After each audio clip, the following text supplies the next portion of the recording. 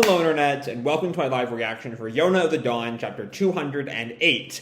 When we last left our heroes, the confrontation in Yoon's room came to a quick halt when Mei-Nyan collapsed as a result of the Crimson Illness, and at the same time revealing everything about the Crimson Illness and Soo-Won to Yoon, putting Yoon in dire straits. Thankfully, he was saved by Min-Soo, who had come to check in on Yoon, and Min-Soo sort of roped Yoon in as his assistant, thereby kind of protecting him from the damage he might take for knowing too much about the king's secret. And then Min-Soo got permission from Soo-Won and from K-Shook to allow Hak and Yoon to head down to Awa to get the Senjutsu as a potential cure for the Crimson Illness. Still no telling if it will actually work. And then, yeah, on their way out, Hak and Yoon run into Yona and the dragons, and a lot of very, very fun comic antics ensue. Yona jumps from a second-story window. There's lots of jokes about Hak's deep devotion to Yona, and Yona not really thinking that she needs it. It's cute, it's fun, it's what I've been missing for a long, long time with this series. So yeah, with all that being said, let's dive right on into chapter 208, Afraid of Sleeping and Not Waking Up. We open with Mei-Nyan, who is just sort of lying in bed and mutters, "I want to go out." Which, I mean, she's a prisoner of war. She's not really going to get that. And Judo just tells her, "I've told you, you can't." And Mei-Nyan goes on, even if you keep me under watch, please, I won't run away." But Judo tells her, "You're getting quite a good treatment already. We're not even throwing you into a cell." Yeah, I mean, as Soo-Won kind of pointed out last time, she is the prisoner of war here. The fact that she is not in jail is, like, lucky enough for her. Anyway, we see Mei-Nyan kind of think through her plan. They've taken away my weapon and seduction technique. They've taken away my weapon, and seduction techniques don't work on this guy. And there's a note. She tried. Yeah, Judo did not fall for that, apparently. I can't go look for my little hoe.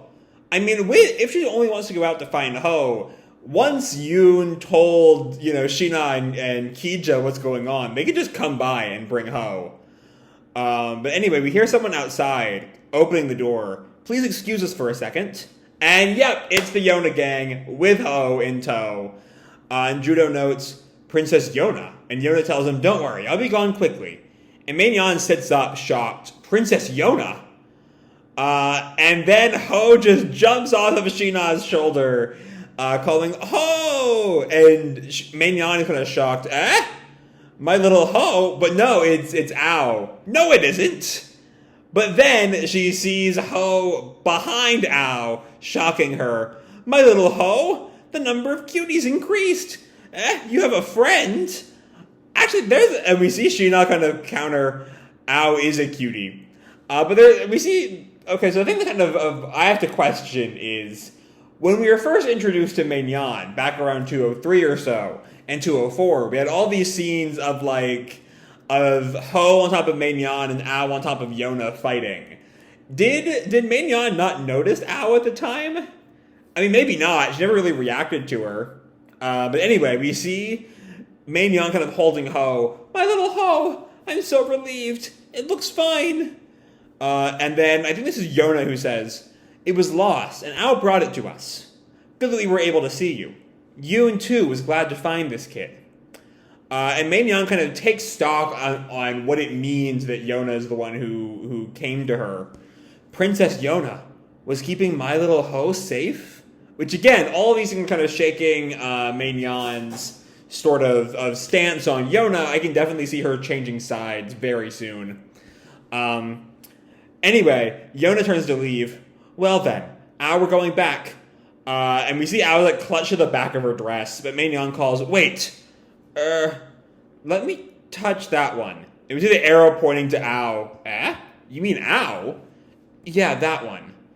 And Ao jumps on her face. Pooh! And Mei-Nyan reacts, "Too close." And Shina kind of chastises him. "Ao, too close." But we see she just tries to hold the Ao on her face and whispers, "Thank you." And there's that nice little quiet moment there, And then we hear stomping. We see the foot, like soldiers walking and a horse clomping, I think. Kija looks back. What? What's this sound? And Judo lets them in the know. The Fire and Water Tribe's armies have probably arrived. And Yona looks out. Already? War is near, after all. The combined armies of Kouka Kingdom will march on South Kai before long. So, yeah, we are going to war. But Jae-ha responds, I thought they'd wait at least until Hak returns. Isn't he also bound to go to war? But Judo responds, the enemy won't do us the kindness of waiting. But it's not a problem. Even if the Thunder Beast isn't here, the current Kouka army can win without paying a heavy price. But Mei-Nyan, seemingly getting her confidence back now that Ho is back with her, kind of taunts Judo. Why aren't you looking down on us, uncle? And Judo kind of reacts, Unk! And Mei-Nyan cuts him off.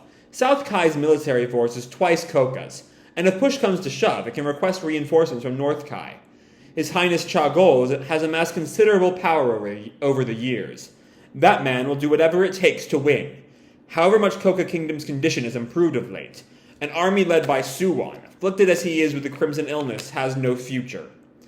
So yeah, maybe Judo's been underestimating South Kai a little bit.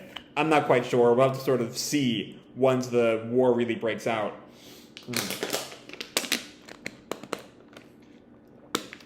And South Kai has some crazy strong generals to boot. And Judo kind of presses, are you really Chagol's chief mistress? They must like people with sharp tongues a lot in South Kai. Because, of course, Judo does not know about Mei-Nyan's past. Like I said last time, just really her presence. Mei-Nyan thinks about it, well, I grew up in an all-male household, and I'm a former general, so even if I use woman talk to stir the troops up, they'll only lose discipline. I'm just being myself now. So we're seeing like the sort of seduction is very much a guise she uses. This is the real Mei-Nyan. But everyone kind of is shocked to learn that she's a general. And Judo presses, you were a general? So that's why you're so good at fighting. But Mei-Nyan, all sense of grace and elegance and, mistressness gone, sort of leaning on her pillow. In front of His Highness Chagol, I'm a lady. I was admirably sweet earlier when I made moves on you, no? And Judo counters, what do you mean admirably sweet? Ridiculous. And Jae-ha just sort of turns to Judo. She tried to seduce you. And Judo snaps, don't look at me. But then Yona asks, the question that's kind of in the back of my mind for ages now, then why did you go from general to chief mistress? And Mei-Nyan thinks for a second, and she thinks, if I obtain power by finding myself a place next to Chagol, I might be able to go to the Crimson Dragon Castle eventually. I might be able to meet the Four Dragons. And I might be able to meet Soo-Won, who shares my blood, and we might be able to understand each other's suffering. All the blood I vomited to achieve my goals ended up being useless. So we see everything she did, all of her entering into courtly culture was just to form this alliance with Soo-Won that Soo-Won firmly rejected. So Mei-Nyan does not answer, just saying, Kouka Kingdom is doomed. It's no match for South Kai. But Kija rebuffs. Kouka Kingdom has us, the Four Dragons. But Mei-Nyan tells him, the difference in battle power is not an issue. And then we see Yona sort of thinking, I felt reassured that Hak went with Yoon, but now I'm feeling a little uneasy. It'll be fine. The two will be back straight away. She's trying to comfort herself, but going to war without Hak is not exactly a comforting position if South Kai is as strong as Mei-Nyan is kind of insinuating. But then we see the flags, and then there's a knock on the door as the sort of attendant guy walks in. Yellow Dragon Zeno. His Majesty summons you. Well, okay, what's he want? I mean, I guess maybe using Zeno's immortality as some kind of shield or something, maybe? I could see Zeno being a very effective... If you can somehow copy the Yellow Dragon's powers, I could see Zeno being a fairly effective war strategy. I don't know. Anyway, Yona asks, just Zeno? Yes. And Zeno just tells Yona, I'll be back in a bit, and he walks off, leaving Yona alone. And we follow Zeno to Soo-Won's place. The guard says, "I've brought him." Sorry, the page didn't load there for a sec. But then it has now. Zeno sees Soo-Won and kind of reacts, and Soo-Won tells him, "Please come in." And Zeno sees the original Hiryu reflected in Soo-Won. Of course, given they are, Soo-Won his descendant and has the illness.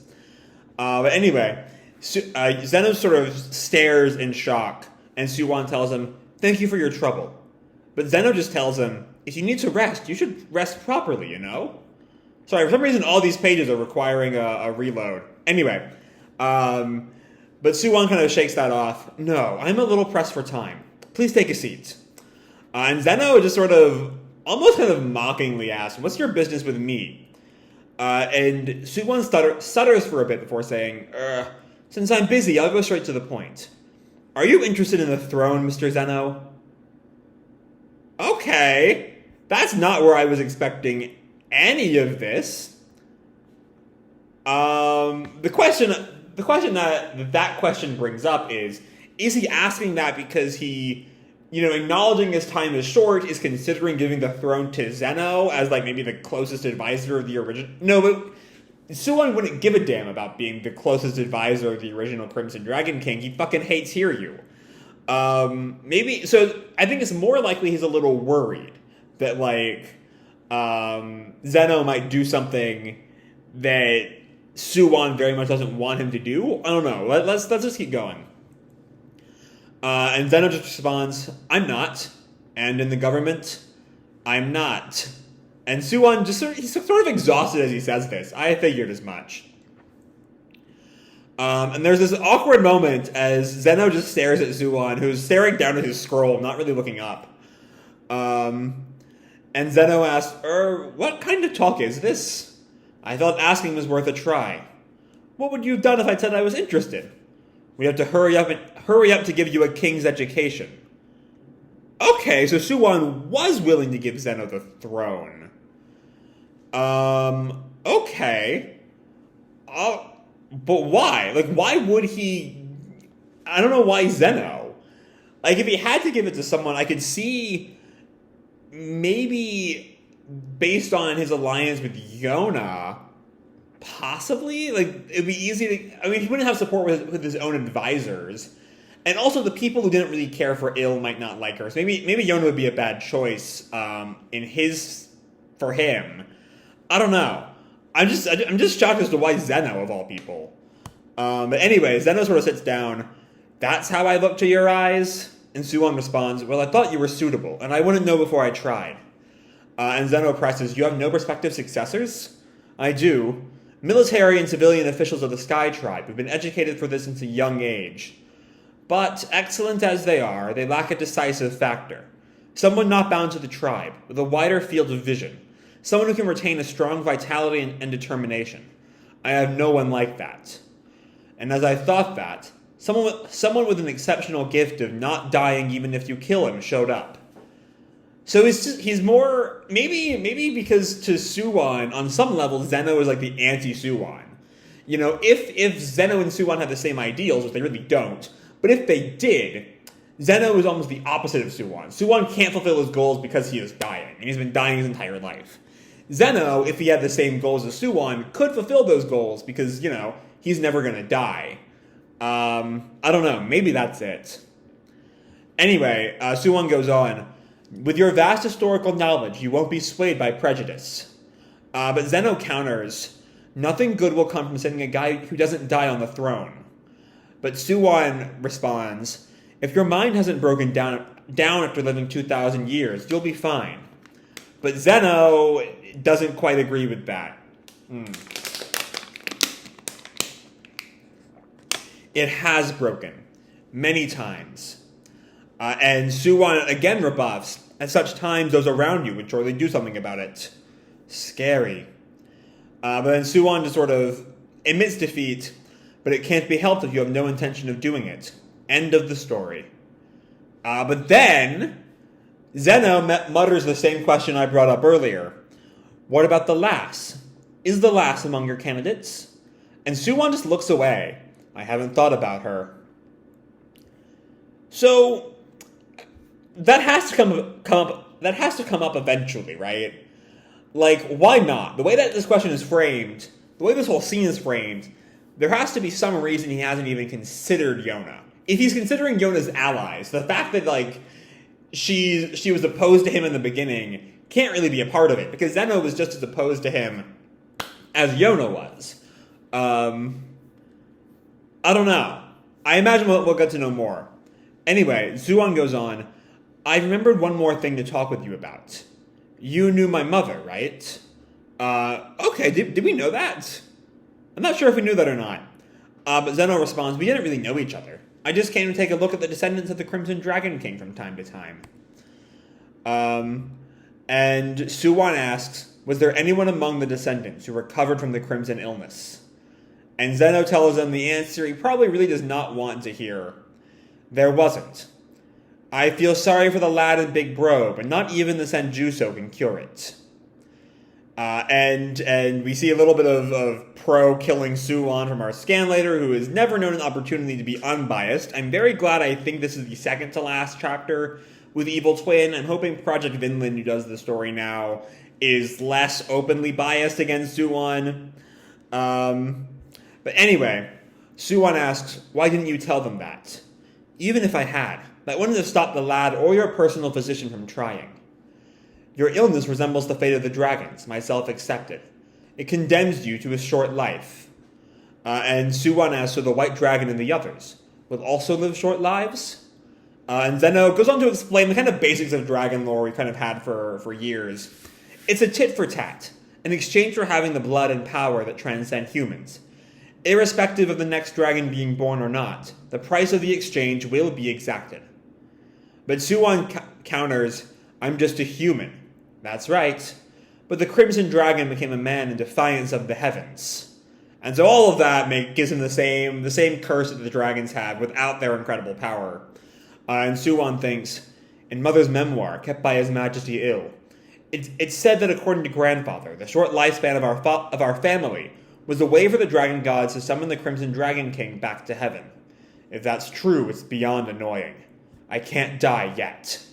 Not until I conquer the Kai Empire and make Kouka Kingdom into a strong country that won't be invaded by anyone. Not until I reach that ideal place. By no means.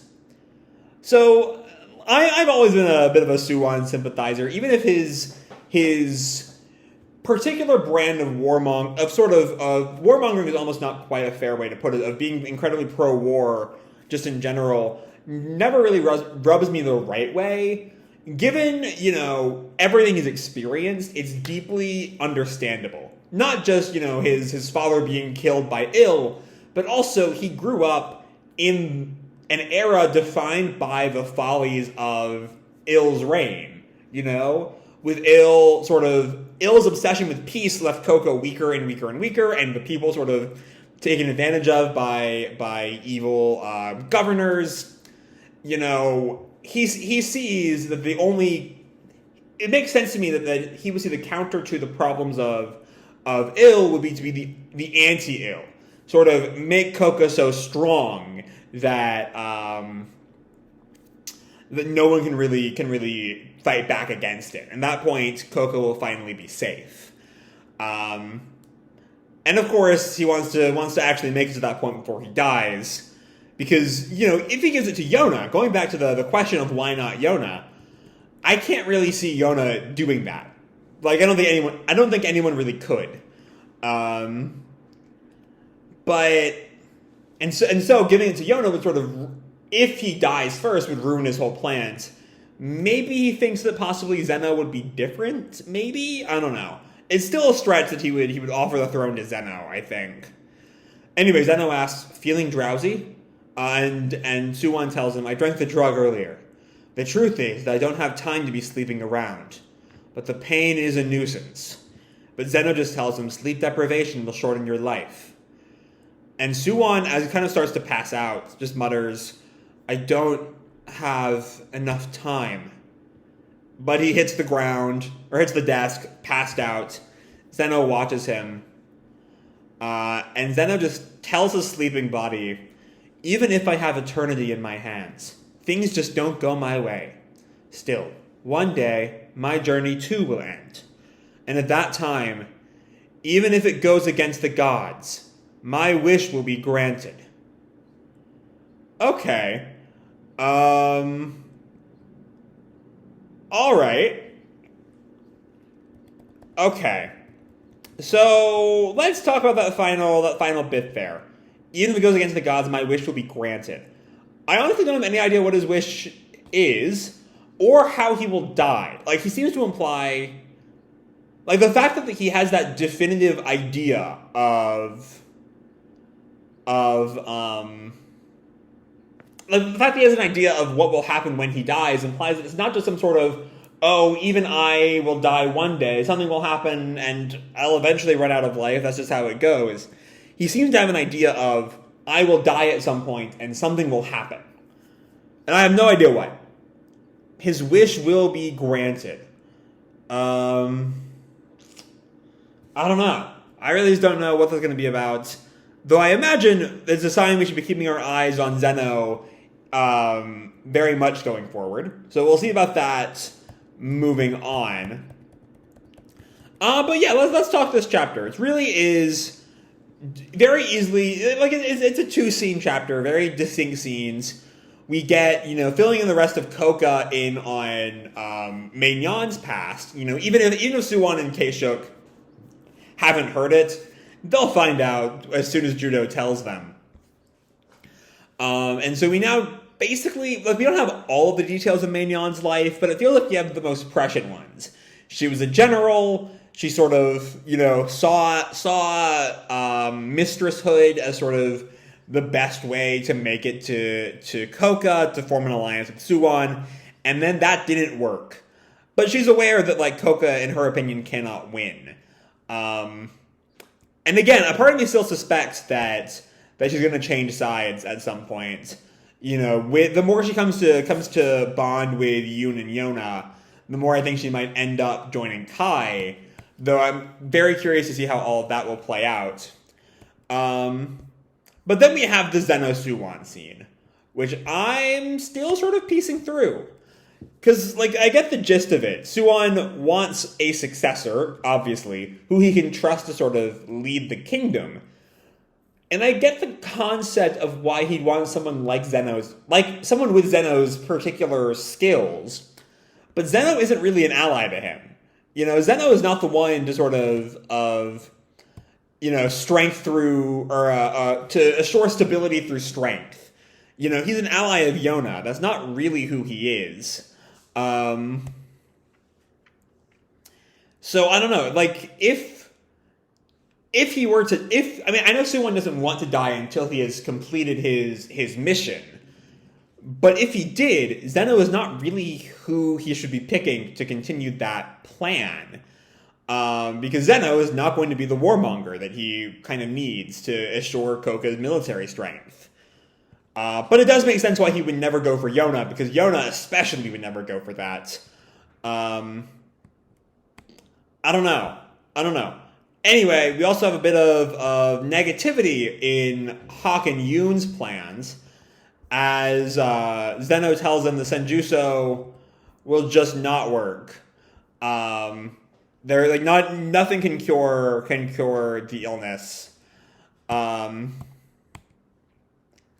then, yeah, he passes out, and we have this last line. Even if I have eternity in my hands, things just don't go my way. Still, one day my journey too will end. At that time, even if it goes against the gods, my wish will be granted. I don't know. We'll have to wait and see about that. Still, lots of interesting things here. It's Yona. There's always a bunch of interesting things going on. Yeah, it's a good chapter. Soo-Won is a complicated character, and he's very, very, very well written. As much as Evil Twin wants to just sort of ignore all that because he's a bad guy or whatever, fuck them. I've not been subtle about that. Fuck those guys.